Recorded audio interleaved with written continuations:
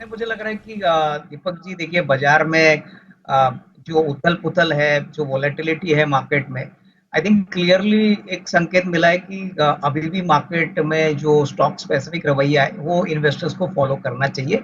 कहीं ना कहीं मुझे लगता है कि देखिए 22,000 के ऊपर का जो लेवल है वो अभी मार्केट कितने टाइम तक सस्टेन करता है वो काफी इंपॉर्टेंट है, क्योंकि नतीजों का सीजन अभी खत्म हो चुका है। अभी मेरे ख्याल से इलेक्शन का शेड्यूल सारे मार्केट एक्सपेक्ट कर रहे हैं, लेकिन जब तक ग्लोबल लिक्विडिटी और एफआई का फ्लो इंडियन मार्केट्स में आता रहेगा, मुझे लगता है कि ये बाय ऑन डिक्लाइन वाला मार्केट है। आपको अच्छी कंपनीज पे फोकस करना चाहिए। हालांकि अभी थोड़ी वॉलेटिलिटी बढ़ चुकी है, बट मेरे ख्याल से अगर हम सेक्टर्स की बात करें तो auto auto components, real estate, cement, ऐसे सेक्टर्स हैं जहां पे अभी भी मौके मिलेंगे। इनफैक्ट सरकारी बैंक्स और प्राइवेट सेक्टर बैंक्स पे भी फोकस रखें, तो मेरे ख्याल से ये स्टॉक स्पेसिफिक मार्केट रहेगा। और इंडेक्स से ज्यादा स्टॉक स्पेसिफिक रवैया अगर कोई अपनाता है तो मेरे ख्याल से अगले 6-12 महीने में अच्छा मुनाफा बनने की पॉसिबिलिटी है, लेकिन बहुत सिलेक्टिव रहना पड़ेगा क्योंकि अभी सारे शेयर्स भागे हैं, तो वैल्यूएशन थोड़े महंगे जरूर हो गए, तो सिलेक्टिवली स्टॉक स्पेसिफिक रवैया अपना ले, यही मैं इन्वेस्टर्स को कहूंगा। तो जी लॉन्ग टर्म शेयर जो मुझे पसंद है, जो आपके चैनल पे मैंने पहले भी कहा है, उस कंपनी का नाम है बीएलएस इंटरनेशनल। देखिए ये कंपनी वीसा प्रोसेसिंग में इंडिया में मार्केट लीडर है, और इंडिया में ऐसा कोई बड़ा प्लेयर नहीं है। 67 कंट्रीज को ये अपना सर्विसेज देते हैं। अभी हाल ही में इन्होंने टर्की में एक कंपनी खरीदी है जहां पे 200 करोड़ के रेवेन्यू पे 100 करोड़ का कामकाजी मुनाफा है। अगले साल से ये कंपनी इनके बैलेंस शीट में और कैश फ्लो में कंबाइन करके रिपोर्टिंग करेगी। सबसे बड़ी बात, पिछले साल 1500 करोड़ पे 204 करोड़ का मुनाफा किया था। इस साल हमको लगता है कि जिस प्रकार का दिसंबर का तिमाही नंबर आ गया, 87 करोड़ का प्रॉफिट आया, जो पिछले दिसंबर में 46 करोड़ था, मुझे लगता है कि कम से कम 310 320 करोड़ का प्रॉफिट आएगा। तो नंबर्स बहुत तगड़े आएंगे, और प्लस कंपनी बिल्कुल कर्जा मुक्त है। 400 450 करोड़ की कैश है, और सबसे बड़ी बात, हर साल 200 250 करोड़ की कैश फ्लो जनरेट करती है। तो मुझे लगता है कि ये बहुत बेहतरीन विकल्प है।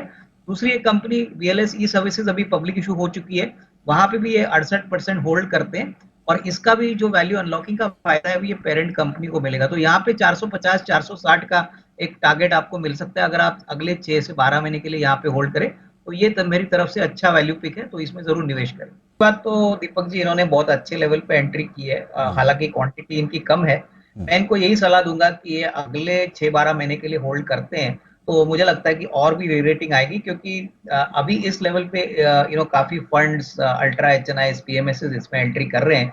डिलीवरी भी हम देख रहे हैं कि स्टॉक में काफी अच्छी हो रही है, और नंबर्स जो तीसरे तिमाही के आ गए, बहुत ही तगड़े नंबर आ गए।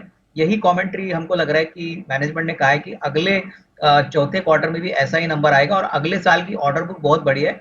ये ज्यादातर रेलवेज और डिफेंस को अपने बैटरी सप्लाई करते हैं, और स्पेशलाइज्ड बैटरी प्लेयर है।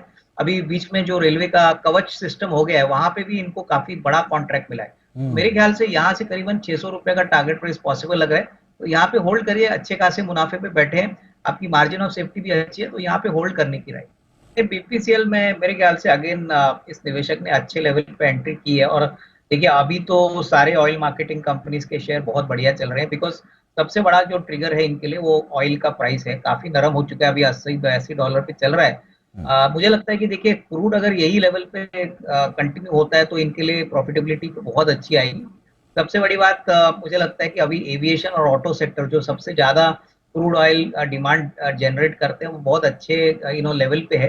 तो आगे भी मुझे लगता है कि ये सेक्टर से अगर ग्रोथ आता है तो इनके लिए फायदा होगा। ओनली कविएट मैं यहाँ पे कहूंगा कि देखिए इलेक्शन के पहले हो सकता है कि पेट्रोल के प्राइसेस में शायद 4 या 5 रुपए की कटौती अनाउंस करे, तो कटौती। ऐसा अगर होता है तो शॉर्ट टर्म में स्टॉक में थोड़ी गिरावट होगी। तो यहाँ पे होल्ड करें, बट लंबा नजर रखें 6 से 12 महीने के लिए। एसबीआई कार्ड सर, इनका दूसरा सवाल था। देखिए एसबीआई कार्ड्स में भी मुझे लगता है कि जिस प्रकार से डिजिटलाइजेशन हो रहा है, क्रेडिट कार्ड्स ऐसी चीज है जो मुझे लगता है कि हर एक व्यक्ति यूज करता है। अभी हाल ही में आरबीआई ने ऑफ कोर्स वीसा और मास्टर कार्ड के ऊपर कुछ रिस्ट्रिक्शंस किए हैं, लेकिन मुझे नहीं लगता है कि क्रेडिट कार्ड जो एसबीआई फंडेड वाली ये जो कंपनी है, इनका प्रमोटर एसबीआई, इसमें कोई बड़ी दिक्कत होगी। हालांकि ये स्टॉक इतना चला नहीं है, बट मेरे ख्याल से अगर आपका नजरिया 8 से 12 महीने, तो यहाँ पे होल्ड करिए। मुझे लगता है जो भी नेगेटिव्स है वो स्टॉक में ऑलरेडी फैक्टर्ड इन किए, और अगर साल भर का नजरिया करे तो मुझे लगता है कि 850 900 रुपए का भी टारगेट प्राइस पॉसिबल हो सकता है। सिटी यूनियन बैंक ये जरूर अगले कम से कम 2 साल के लिए तो पकड़ सकते हैं। बैंक एक छोटी बैंक है, लेकिन अच्छा ग्रोथ रिकॉर्ड कर रही है, एसेट क्वालिटी भी ठीक ठाक है। और मुझे लग रहा है कि देखिए बैंकों में अभी भी हमको लग रहा है कि हमारा कॉन्फिडेंस इसलिए आता है क्योंकि अगर इकोनॉमी 6 से 6.5% जीडीपी ग्रो करता है, प्लस गवर्नमेंट इंफ्रास्ट्रक्चर पे ऊपर बहुत खर्चा करने के मूड में है, तो कहीं ना कहीं बैंकिंग के लिए बहुत फायदा होगा। और ये बैंक में वैल्यूएशंस भी आपके फायदे में है। मुझे लगता है कि अगर आपका नजरिया 1.5-2 साल है तो करीबन 170-200 रुपए का टारगेट प्राइस या रेंज पकड़ के चलिए और यहाँ पे निवेशित रहिए। तो कॉन्ग्रेचुलेट करूंगा कि देखिए टाटा मोटर्स बहुत ही अच्छे विकल्प पे लिया है और मेरे ख्याल से पूरा कॉस्ट इन्होंने निकाला है, बैलेंस क्वांटिटी अभी उनकी फ्री है। तो पैसा जो उनको मिला है मेरे ख्याल से, देखिए आप अगर चाहे तो इरडा में भी लगा सकते हो। इरडा ऑलमोस्ट 5 गुना हुआ है, लेकिन जो दिसंबर क्वार्टर का नंबर आ गया बहुत ही बेहतरीन है। तो अगर आपको इरडा में खरीदना है तो साल सवा साल का अगर टाइम फ्रेम देते हैं तो 240-250 का एक टारगेट प्राइस आपको कंफर्टेबली मिलेगा।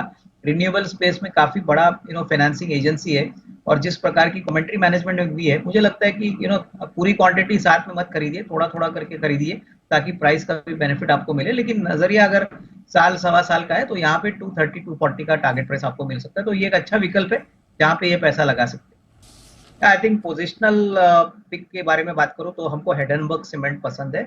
हमको लग रहा है कि अगर आपका नजरिया कम से कम 8 से 10 दिन है तो 230-235 का एक टारगेट प्राइस आपको मिलेगा और करीबन 212 या 213 का आप स्टॉप लॉस लगा दीजिए। हमको लग रहा है कि सीमेंट कंपनीज में ये बहुत अच्छा विकल्प है। इसका पहले का हाई करीबन 247 है, तो करीबन 235 का एक नियर टर्म का टारगेट आपका बन सकता है। तो यहाँ पे एक अच्छा शॉर्ट टर्म पोजिशनल व्यू अगले 8 से 10 दिन के लिए होगा। तो यहाँ पे डेफिनेटली एक पोजिशनल कॉल आप ले सकते हैं।